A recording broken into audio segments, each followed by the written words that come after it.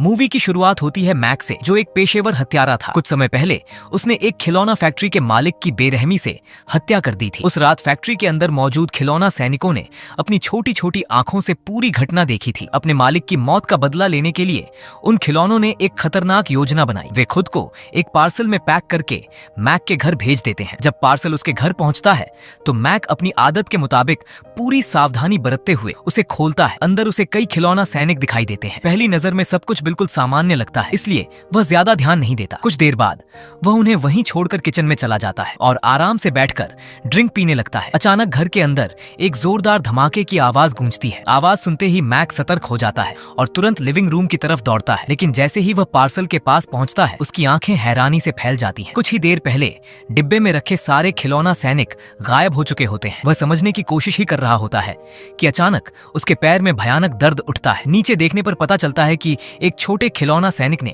चाकू उसके पैर में घोंप दिया है। उसी समय सोफे के नीचे कुछ हलचल होती दिखाई देती है। मैक झुककर देखने की कोशिश करता है, लेकिन तभी वहां से गोलियों की बौछार शुरू हो जाती है। छोटी छोटी गोलियां उसके चेहरे पर कई घाव बना देती हैं। मैक अभी खुद को संभाल भी नहीं पाता कि उसकी तरफ एक छोटा रॉकेट दाग दिया जाता है। विस्फोट की ताकत से वह दर्द में कराहते हुए घुटनों के बल गिर पड़ता है। अपनी जान बचाने के लिए वह भागकर बाथरूम में घुस जाता है और दरवाजा बंद कर लेता है। बाहर की स्थिति जानने के लिए वह एक छोटा सा शीशा इस्तेमाल करता है। शीशे में उसे दिखाई देता है कि पूरा लिविंग रूम युद्ध के मैदान में बदल चुका है। गोलियां हर तरफ चल रही हैं और घर का सामान बुरी तरह टूटता जा रहा है। गुस्से से भरा मैक बेडरूम में रखी अपनी पिस्तौल उठा लेता है और मुकाबला करने के लिए बाहर निकलता है। लेकिन जैसे ही वह आगे बढ़ता है, एक और मिसाइल उसके बेहद करीब से गुजरती है। मजबूर होकर वह जवाबी फायरिंग करते हुए पीछे हटता है और आखिरकार फिर से किचन में शरण ले लेता है। दुश्मनों को खत्म करने के इरादे से वह सोफे के नीचे लगातार गोलियां चलाना शुरू कर देता है। काफी देर तक फायरिंग करने के बाद वहां से कोई आवाज नहीं आती। मैक को यकीन हो जाता है कि उसने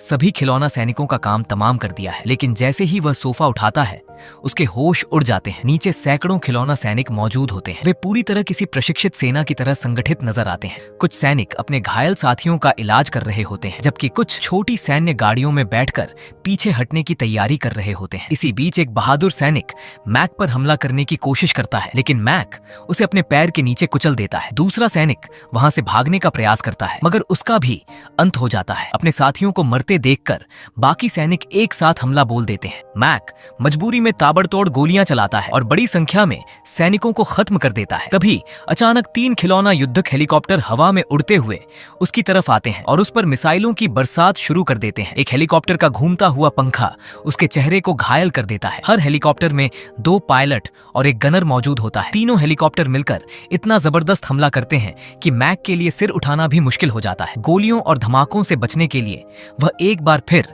भागकर बाथरूम में छिप जाता है, लेकिन खिलौना सेना उसका पीछा नहीं छोड़ती। कुछ ही क्षण बाद एक गोला बाथरूम के दरवाजे को उड़ाकर उसमें बड़ा छेद कर देता है। उसी छेद से एक हेलीकॉप्टर अंदर घुस आता है। खतरे को देखते हुए मैक तुरंत एक तौलिया उठाता है, हेलीकॉप्टर को उसमें लपेटता है और जोर से जमीन पर पटक देता है। उसी समय दूसरा हेलीकॉप्टर भी हमला करने पहुंच जाता है, लेकिन इस बार मैक तेजी दिखाता है और गोली मारकर उसे नीचे गिरा देता है। जब वह पीछे मुड़कर देखता है तो उसे पता चलता है कि कुछ खिलौना सैनिक अब भी जिंदा बचे हुए हैं। उन्हें हमेशा के लिए खत्म करने के लिए वह उन सैनिकों को उठाकर टॉयलेट में बहा देता है। इसके बावजूद अंदर से हलचल की आवाजें आती रहती हैं। तब वह एक हेयर ड्रायर टॉयलेट में फेंक देता है। कुछ ही पल बाद चिंगारियां निकलती हैं और फिर सब कुछ शांत हो जाता है। मैक राहत की सांस लेता है और अपने जख्मों की जांच करने लगता है। तभी अचानक बाथरूम के दरवाजे के नीचे से एक कागज का टुकड़ा अंदर सरकता है। वह उसे उठाकर पढ़ता है। उसमें लिखा होता है कि वह तुरंत आत्मसमर्पण कर दे। लेकिन मैक कोई साधारण इंसान नहीं, बल्कि एक खतरनाक पेशेवर किलर होता है। वह हार मानने से इनकार कर देता है और जवाब में संदेश भेजता है कि यह लड़ाई उसकी आखिरी सांस तक जारी रहेगी। इसके बाद काफी देर तक बाहर अजीब सी खामोशी छाई रहती है। जब मैक सावधानी से दरवाजा खोलकर बाहर झांकता है तो उसके चेहरे का रंग उड़ जाता है। सामने खिलौना सैनिकों ने एक विशाल तोप तैनात कर दी होती है, जो सीधे उसकी तरफ निशाना साधे खड़ी होती है। अगर मैक वहीं छिपा रहता तो खिलौना सैनिकों की बड़ी तोप का सीधा निशाना बन जाता। अपनी जान बचाने के लिए वह तुरंत खिड़की की तरफ दौड़ता है और इमारत के बाहर निकल जाता है। अब वह लगभग 100 मीटर ऊंची बिल्डिंग की बाहरी दीवार से लटककर धीरे धीरे आगे बढ़ रहा होता है। उसके नीचे गहरी खाई होती है, जहां एक छोटी सी चूक भी उसे मौत के मुंह में पहुंचा सकती थी। मैक को बिल्कुल अंदाजा नहीं होता कि उसी समय एक खिलौना युद्धक हेलीकॉप्टर चुपचाप उसकी तलाश में ऊपर मंडरा रहा है। वह सावधानी से आगे बढ़ ही रहा होता है कि अचानक हेलीकॉप्टर उसकी तरफ फायरिंग शुरू कर देता है। हेलीकॉप्टर का गनर लगातार गोलियां बरसाने लगता है। मजबूरी में मैक भी अपनी पिस्तौल निकालकर जवाबी हमला करता है और निशाना साधकर हेलीकॉप्टर को गिरा देता है। हालांकि उसे तुरंत समझ आ जाता है कि खुली दीवार पर ज्यादा देर टिकना आत्महत्या के बराबर है, इसलिए वह तेजी से नजदीक की खिड़की की तरफ बढ़ता है और बड़ी मुश्किल से एक बालकनी तक पहुंचने में सफल हो जाता है। बालकनी से अंदर झांकते हुए वह देखता है कि कुछ खिलौना सैनिक अब भी बाथरूम के आसपास मौजूद हैं। वे इकट्ठा होकर कोई नई योजना बना रहे होते हैं। यह देखकर साफ हो जाता है कि उनका मिशन अभी खत्म नहीं हुआ है और वे किसी भी कीमत पर मैक को मारना चाहते हैं। उसी दौरान मैक की नजर पास रखे एक अग्निशामक यंत्र पर पड़ती है। उसके दिमाग में तुरंत एक चालाक योजना तैयार हो जाती है। वह पहले एक छोटे खिलौने को दूसरी दिशा में फेंकता है ताकि सैनिकों का ध्यान भटक जाए। जैसे ही सभी सैनिक उस तरफ देखने लगते हैं, मैक पीछे से पहुंचकर अग्निशामक यंत्र की तेज फुहार उन पर छोड़ देता है। अचानक हुए इस हमले से सैनिकों में अफरा तफरी मच जाती है। वे इधर उधर भागने लगते हैं, लेकिन तभी दो सैनिक एक छोटे बख्तरबंद वाहन में बैठकर उसके सामने आ जाते हैं और उसके पैरों की तरफ गोलियां बरसाने लगते हैं। स्थिति बिगड़ती देख मैक एक गैस सिलेंडर में आग लगाकर उनकी दिशा में धकेल देता है। कुछ ही पलों बाद जोरदार धमाका होता है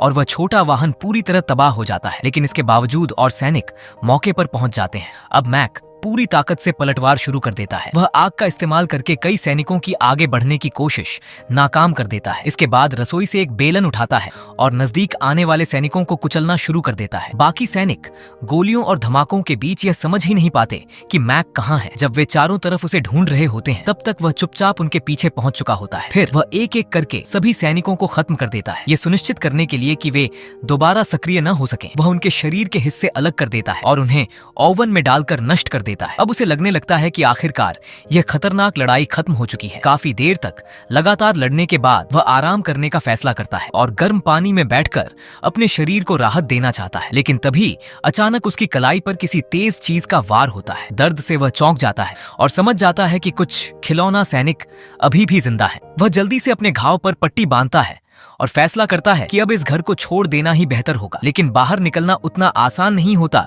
जितना वह सोच रहा था। इसी बीच एक खिलौना स्पेशल फोर्स सैनिक पहले से ही लिफ्ट के अंदर छिपा बैठा होता है। जैसे ही मैक लिफ्ट में कदम रखता है, कंट्रोल पैनल से चिंगारियां निकलती हैं और पूरा केबिन अंधेरे में डूब जाता है। अगले ही पल अंधेरे में से एक छोटा सैनिक उस पर झपट पड़ता है और उसके पैरों पर हमला कर देता है। लिफ्ट के भीतर मौजूद हल्की रोशनी में मैक देखता है कि कंट्रोल पैनल के अंदर एक स्पेशल फोर्स खिलौना सैनिक उसे घूर रहा है। ये सैनिक बाकी सभी सैनिकों से कहीं ज्यादा खतरनाक, बुद्धिमान और प्रशिक्षित दिखाई देता है। मैक कुछ समझ पाता उससे पहले ही वह सैनिक वेंटिलेशन शाफ्ट के रास्ते ऊपर चढ़ जाता है। मैक तुरंत समझ जाता है कि लिफ्ट के अंदर रहना सुरक्षित नहीं है, इसलिए वह भी वेंटिलेशन के रास्ते ऊपर बढ़ने लगता है। लेकिन कुछ दूरी तय करने के बाद वह देखता है कि वही स्पेशल सैनिक उसके सिर के ठीक ऊपर मौजूद है और हाथ में चाकू लिए हमले के लिए तैयार बैठा है। उसी समय बगल वाले शाफ्ट में दूसरी लिफ्ट तेजी से ऊपर आती दिखाई देती है। मौका देखकर मैक छलांग लगा देता है और दूसरी लिफ्ट की छत पर गिर जाता है। वहां से वह अंदर कूद जाता है और नीचे जाने के लिए बटन दबा देता है। लेकिन राहत ज्यादा देर नहीं टिकती। कुछ ही सेकंड बाद